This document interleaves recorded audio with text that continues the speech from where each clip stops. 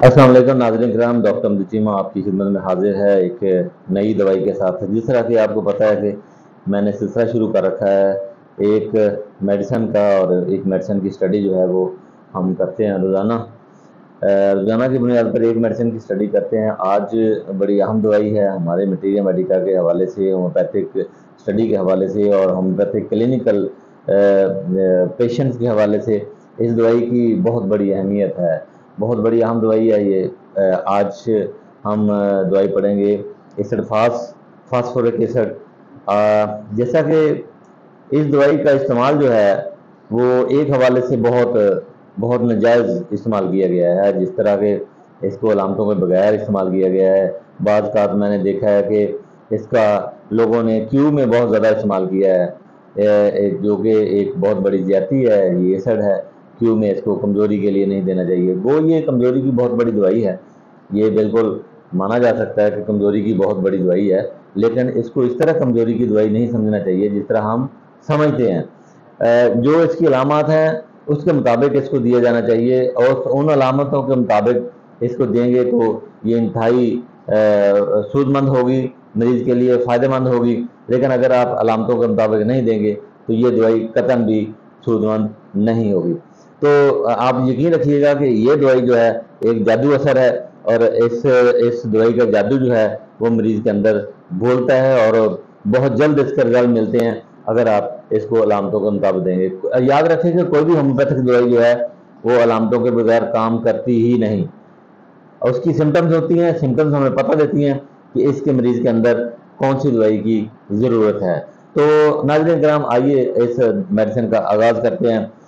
آج اس دوائی کے اندر جو سب سے بڑی بات ہے، میں نے آپ کو پہلے بتایا کہ میں نے وہ باتیں بتانی ہیں جو اس دوائی کی بڑی اہم ہوتی ہیں، اور اہم ہونے کے ساتھ ساتھ وہ جو سلیکٹڈ سمٹمز ہوتی ہیں وہ میں نے آپ کو بتانی ہیں جو مریض کے اندر پائی جائیں اور اس دوائی کے اندر بھی پائی جاتی ہیں۔ سب سے بڑی بات ہے کہ انڈیفرنس ہوتا ہے، اس کا مریض لاپرواہ ہوتا ہے۔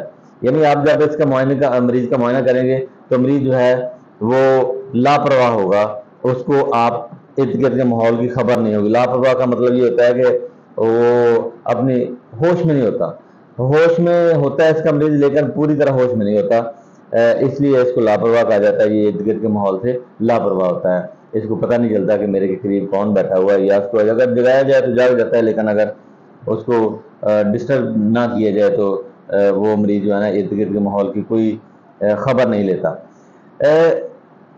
مائنڈ، ذہن، اچھا یہ اس میں ایک اور بات اہم ہے کہ سب سے پہلے اس کی کمزوری جو ہے وہ ذہن سے شروع ہوتی ہے، دماغ سے شروع ہوتی ہے۔ یہ اس کی بہت اہم بات ہے، آپ اس کو یاد رکھ لیں کہ اس کی کمزوری دماغ سے شروع ہوتی ہے۔ پہلے اس کا مینٹل فرسٹریشن ہوتی ہے، مینٹل پروسٹریشن ہوتی ہے، اور پھر یہ اس کا مریض جو ہے نا فزیکل کمزوری کی طرف چلا جاتا ہے۔ آہستہ آہستہ فزیکل کمزوری بھی اس کے اندر پائی جاتی ہے، مریض لیٹ جاتا ہے، اٹھنا پسند نہیں کرتا، اتنا کمزور ہوتا ہے کہ اٹھ نہیں سکتا۔ اور یہ جو باتیں ہیں جو میں نے آپ کو بتائی ہیں، یہ اس کی ذات جو اوپر والی باتیں ہیں، سب سے پہلے یعنی مینٹل ڈیبلیٹیٹنگ کنڈیشن، کمزوری، پھر اس کی فزیکل کمزوری، فزیکل لاغری جس کو ہم کہیں گے، لاغری اس کا لفظ زبردست ہے، کمزوری کے بجائے لاغری، لاغر ہوتا ہے اس کا مریض، لاغر ہو جاتا ہے، چلنے پھرنے کے قابل ہو جاتا ہے۔ یہ کیوں ہوتا ہے؟ اس کی پیچھے کاز ہے، بہت زبردست کاز ہے، loss of animal fluid sorry loss of animal fluid.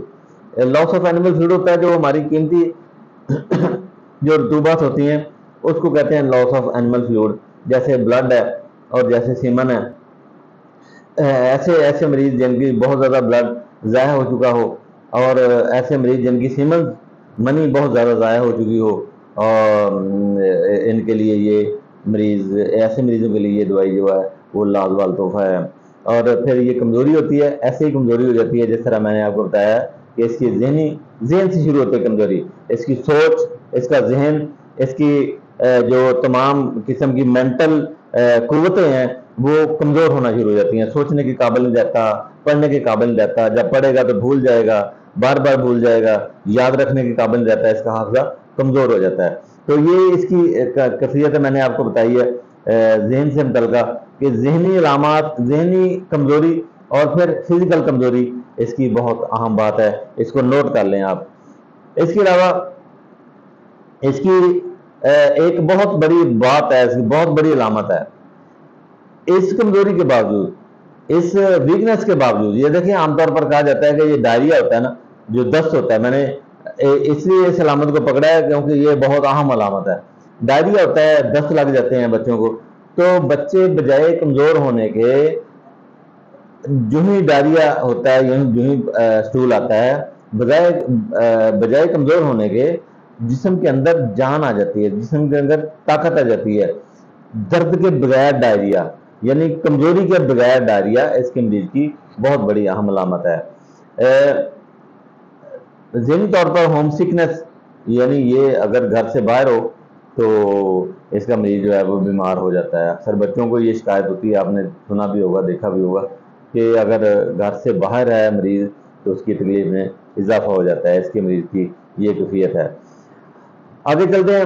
جیسے میں نے ابھی آپ کو بتایا کہ ذہنی طور پر اس کا مریض جو ہے وہ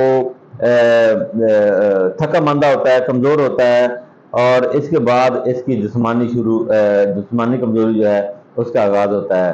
یعنی پہلے ذہنی طور پر اس کا مریض کمزور ہوتا ہے، پھر جسمانی طور پر کمزور ہو جاتا ہے۔ پہلے آپ کو شروع میں بتایا indifference to everything, indifference to everything, تمام ارد گرد کے ماحول سے اس کا مریض جو ہے وہ لاپرواہ ہوتا ہے، اس کو کوئی پتہ نہیں ہوتا کہ میرے ارد گرد جو ہے نا وہ کیا ہو رہا ہے۔ اس کے علاوہ ذہنی طور پر مریض جو ہے وہ خاموش رہنا چاہتا ہے۔ خاموشی بہتر ہے اس کے لیے، خاموش رہنا، خاموشی میں یہ اپنے آپ کو بہتر محسوس کرتا ہے۔ اور اس کے علاوہ اس میں ایک اور بہت اہم بات ہے کہ جناب اس کا اپنی حالت پہ کڑتا رہتا ہے مریض، یہ اس کی بہت اہم بات ہے۔ غصہ، کڑنا، بروڈنگ اس کو انگریزی میں کہتے ہیں، تو یہ اپنے آپ پہ کڑتا رہتا ہے۔ بروڈس اوور، بکس میں لکھا ہوا ہے بروڈس اوور ہز کنڈیشن، اپنی صورتحال پر کڑتا رہتا ہے، یعنی اپنی کمزوری پہ اتنا مایوس ہو جاتا ہے مریض کہ یہ بس وہ شکوے کرتا رہتا ہے اپنی کمزوری کے۔ اس کے علاوہ گریف، یہ میں نے آپ کو ابھی تک دیکھیں، یہ ذہن سے شروع ہو رہا ہے، اس کا معاملہ سارا ذہن سے شروع ہوتا ہے۔ گریف، غم، ڈس اپوائنٹمنٹ، آپ نے صرف نیٹرمیئر سنی ہوگی کہ ڈس اپوائنٹمنٹ کی نیٹرمیئر ہے یا اگنیشیا ہے، آپ نے یہیں تک یہ سنا ہوگا، لیکن یہ یاد رکھیں کہ اس الفاظ بہت بڑی دوائی ہے گریف کی اور ڈس اپوائنٹمنٹ کی، مایوسی کی۔ Disappointment, any kind of disappointment, آپ نے سنا ہوگا کبھی کسی عزیز کی ڈیتھ ہو گئی ہے، کسی کی موت ہو گئی ہے، گریف ہے، غم میں مبتلا ہے۔ لو ڈس اپوائنٹمنٹ، یہ لو ڈس اپوائنٹمنٹ کی بڑی دوائی ہے، جس طرح کے کتابوں میں ذکر آتا ہے اس کا۔ اور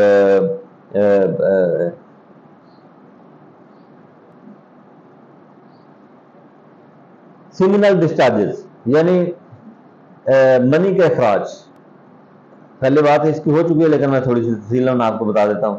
نوجوانوں میں یہ کیفیت ہوتی ہے، نوجوان اس بیماری کی وجہ سے، یعنی سیمینل ڈسچارج یعنی سیمنس کی اخراج کی وجہ سے بیمار ہو جاتے ہیں، کمزور ہو جاتے ہیں، کام کرنے کے قابل نہیں رہتے، کسی کام میں دل نہیں لگتا، جب تھوڑا بہت کام کر بھی لے تو اس کی تکلیف میں اضافہ ہو جاتا ہے۔ یہ اس کی بہت بڑی بات ہے نوجوانوں کے اندر، آپ ذہن میں رکھیں۔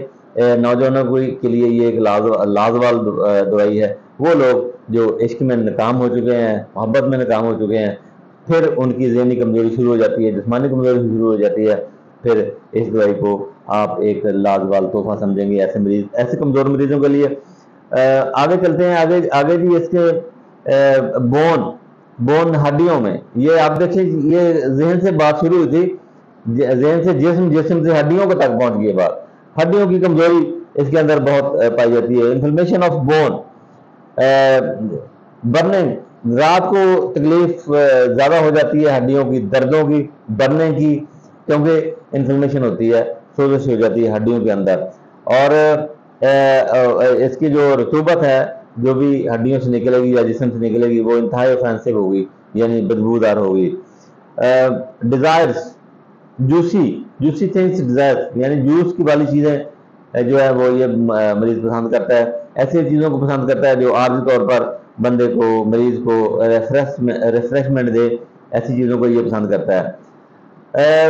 ایک بات اور اہم ہے اس کی سلیپ سے متعلقہ، نیند سے متعلقہ، جیسے ابھی میں نے کچھ دیر پہلے آپ کو بتایا، ایک سمری انڈیفرنس ہوتا ہے، نیند کی طرف مائل ہوتا ہے، غنودگی ہوتی ہے اس کو، غنودگی اس طرح کی نہیں ہے، آپ غنودگی نہیں کہہ سکتے، لیکن یہ انڈیفرنس، یہ سمٹم اس کے لیے بہتر ہے، غنودگی اس کے لیے جو ہے نا وہ بہتر علامت نہیں ہے۔ تو ارد گرد کے ماحول سے ڈفرینس ہوتا ہے، اور اس کی کسی کی بات سنتا نہیں ہے، یہ میں بات بار بار اس لیے دہرا رہا ہوں کیونکہ یہ اہم باتیں ہیں اس کی مریض کے اندر علامات کے طور پر۔ اور سیمنل ڈسچارجز نائٹ کو ہو یا یورین کے ذریعے ہو، مریض کو کمزور کر دیتی ہیں، اور یہ کمزوری بڑھتے بڑھتے بڑھتے اس طرح حد تک بڑھ جاتی ہے کہ مریض کو پیشاب کی علامات پیدا ہو جاتی ہیں، اور یہ ذہن میں رکھیں کہ اس کا پیشاب جو ہے وہ بالکل وائٹ ہوتا ہے، اور میں یہ کہنا بجا طور پہ سمجھوں گا کہ جو شوگر کے پیشنٹ ہوتے ہیں ان کا بھی ایسی کنڈیشن ہوتی ہے، تو اگر علامات موجود ہیں تو یہ دوائی شوگر کے لیے بھی ایک لازوال دوائی ہے۔ ہماری اس جو لیکچر میں دیتا ہوں یا آپ کو یہ میڈیسن ایک بتاتا ہوں کیونکہ ہمارے پاس ٹائم بہت کم ہوتا ہے، دوائیاں بہت لمبی چوڑی ہیں، میں وہ علامتیں آپ کو بتاتا ہوں جو آپ سن کر اس کو اچھے طریقے سے یاد کر سکتے ہیں۔ اس سٹائل میں کالج میں بھی اسی طرح ہم بتاتے ہیں، ہمارے اسٹوڈنٹ سنتے ہیں اور اس ویڈیو کو دیکھتے بھی ہیں، اور ان کے کمنٹس بھی آتے ہیں اور بتاتے ہیں کہ ہمیں اس کی سمجھ آئی ہے یا نہیں آئی ہے۔ تو آپ سے گزارش ہے کہ میرے چینل کو سبسکرائب کر لیں اور بیل آئیکن کو بھی دبا دیں تاکہ میری جو ویڈیو ہے جب میں اپلوڈ کروں تو آپ تک پہنچ جائے۔ تو اب آگے آتے ہیں، اس کی مائنڈ سمٹم میں نے بتا دی ہیں، اس کی جو آبجیکٹیوز ہیں وہ بھی میں نے آپ کو بتا دی ہیں۔ پیل ہوتا ہے اس کا چہرہ زرد ہوتا ہے، کمزور ہوتا ہے، اور مریض کے چہرے سے نا امیدی جو ہے وہ جھلک رہی ہوتی ہے۔ ہڈیوں میں آپ کو سویلنگ نظر آ رہی ہوگی، اگر آپ اس کو آبجیکٹس کریں گے تو ہڈیوں کے اندر سوزش جو ہے اس کی وجہ سے اس کے ہڈیوں میں جو ہے وہ ابھار نظر آئے گا، سوزش نظر آئے گی۔